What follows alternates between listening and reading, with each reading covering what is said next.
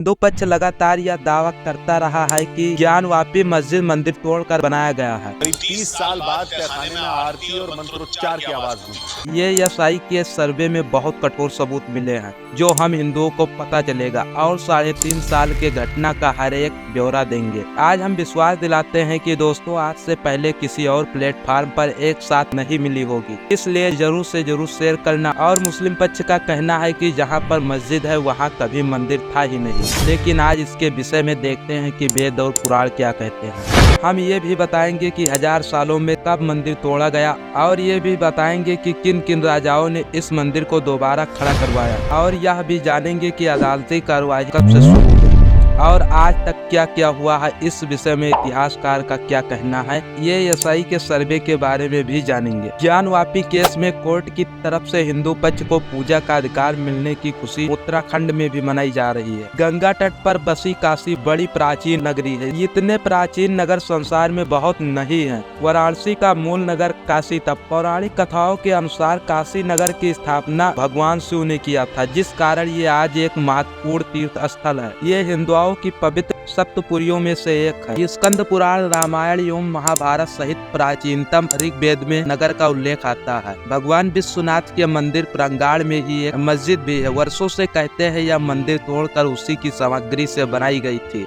इसके बारे में देखते हैं कि वेद और पुराण क्या कहते हैं। दोस्तों कुल 18 पुराणों में से सबसे बड़ा स्कंद पुराण है, जिसकी रचना महर्षि व्यास जी ने की। स्कंद पुराण में कुल 7 खंड है। महेश्वर खंड, वैष्णव खंड, ब्रह्म खंड, काशी खंड, अवांत खंड, नागर खंड, प्रभास खंड।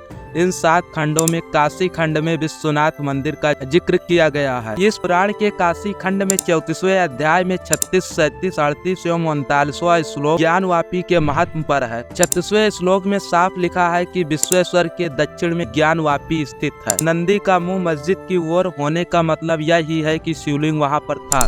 इसी अध्याय के 17वें श्लोक में कहा गया है, इति ज्ञानम ममोद भूतम ज्ञानवापी छड़ा छड़ा। इसका मतलब ज्ञानवापी के दर्शन मात्र से क्षण भर में मुझ में ऐसा ज्ञान संचार हो गया। ज्ञानवापी का अर्थ ही है ज्ञान का कूप। वापी और ज्ञान संस्कृत निष्ठ शब्द है। ज्ञानवापी शब्द का प्रयोग हमारे पुराणों में 1200 साल पहले से है। स्कंद पुराण में ज्ञानवापी मंदिर होने का सबसे बड़ा सबूत है, जिसे कोई अदालत ठुकरा नहीं पाएगी।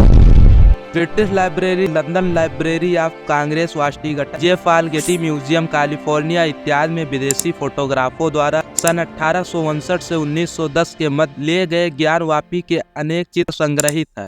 एक विदेशी फोटोग्राफर सैमुअल बर्न के द्वारा फोटो 1863 से 1870 के बीच लिया गया था। इसके कैप्शन में लिखा है, ज्ञानवापी या ज्ञान का कुआं, बनारस। तस्वीर में हनुमान जी की मूर्ति, घंटी और खम्भों की नक्काशी दिखाई दे रही है। इतिहास के पन्ने क्या कहते हैं, यही जानने के लिए जब देश के जाने माने इतिहासकार डॉक्टर रवि भट्ट ने बताया कि काशी विश्वनाथ मंदिर 9वीं से 10वीं शताब्दी के बीच प्रमाणित होता है और 14वीं से लेकर 16वीं शताब्दी के बीच इसे दोबारा बनवाया गया। सन 1194 के आसपास काशी विश्वनाथ मंदिर को कुतुबुद्दीन ऐबक ने लूटा और इसमें तोड़फोड़ किया। इसके बाद एक गुजराती व्यापारी ने इसे दोबारा से बनवाया और इसके बाद 15वीं शताब्दी के मध्य में सिकंदर लोदी ने मंदिर को क्षति पहुंचाया। अकबर के समय में राजा टोडरमल ने इसे बनवाया। 1669 में औरंगजेब ने मंदिर को फिर तोड़वाया था और वहां मस्जिद बनवाई। इसके बाद 1742 में राजा होलकर ने मंदिर बनाने का प्रयास किया, लेकिन अवध पर उस समय नवाब राज करते थे। ऐसे में नवाबों के कारण मंदिर निर्माण नहीं हो।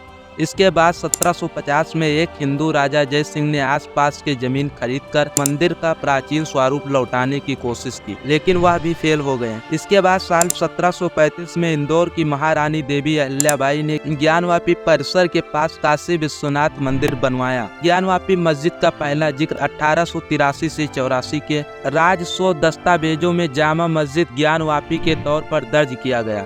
1809 में हिंदू समुदाय के लोगों द्वारा ज्ञानवापी मस्जिद को उन्हें सौंपने की मांग की। 30 दिसंबर 1810 को बनारस के तत्कालीन जिला दंडा अधिकारी मिनिस्टर वाटसन ने वाइजर प्रेसिडेंट इन काउंसिलिंग को एक पत्र लिखकर ज्ञानवापी पर सारे हिंदुओं को हमेशा के लिए सौंपने को कहा था, लेकिन यह नहीं हो पाया था। 1936 में दायर एक मुकदमे पर वर्ष 1937 के फैसले में ज्ञानवापी को मस्जिद के तौर पर स्वीकार किया गया। ज्ञानवापी मस्जिद का आर्किटेक्चर मिश्रण है। मस्जिद के गुम्बद के नीचे मंदिर के स्ट्रक्चर जैसी दीवार नजर आती है और मस्जिद के खंभे भी हिंदू मंदिर शैली में बने हुए हैं। ज्ञानवापी को लेकर हिंदू पक्ष का दावा है कि ज्ञानवापी विवादित ढांचे की जमीन के नीचे 100 फीट ऊंचा आदि विश्वेश्वर का स्वयंभू ज्योतिर्लिंग है। विवादित ढांचे की दीवारों पर देवी देवताओं के चित्र है। हाल ही में मस्जिद के सर्वे में यह खुलासा हुआ है कि तय खानों में एक शिवलिंग है। वहाँ कई मूर्तियां और कलश के होने की बात भी कही जा रही है। मस्जिद के दीवारों पर स्वास्तिक, त्रिशूल और ओम के चिन्ह पाए गए हैं। इसमें मगरमच्छा का शिल्प है। जहाँ नमाज पढ़ी जाती है वहाँ पर दीवारों पर जगह जगह ओम आदि लिखे हुए हैं। स्तंभ अष्टकोण में बने हुए हैं जो कि हिंदू मंदिरों में पाए जाते हैं। ज्ञानवापी मस्जिद का जो मुख्य गुम्बद है उसके नीचे भी एक गुम्बद है। दोनों के बीच करीब 6 से 7 फीट का गैप है। नीचे गुम्बद को गुम्बद नहीं कहा जाता है क्योंकि शंक्वाकार है। ऐसा हिंदू स्थापत्य शैली में ही होता है। गुम्बद में जो नीचे का भाग है वह मंदिर का मूल स्ट्रक्चर है। बहरहाल कोर्ट ने ज्ञानवापी मस्जिद के भीतर तहखाने में पूजा की अनुमति दे दी है।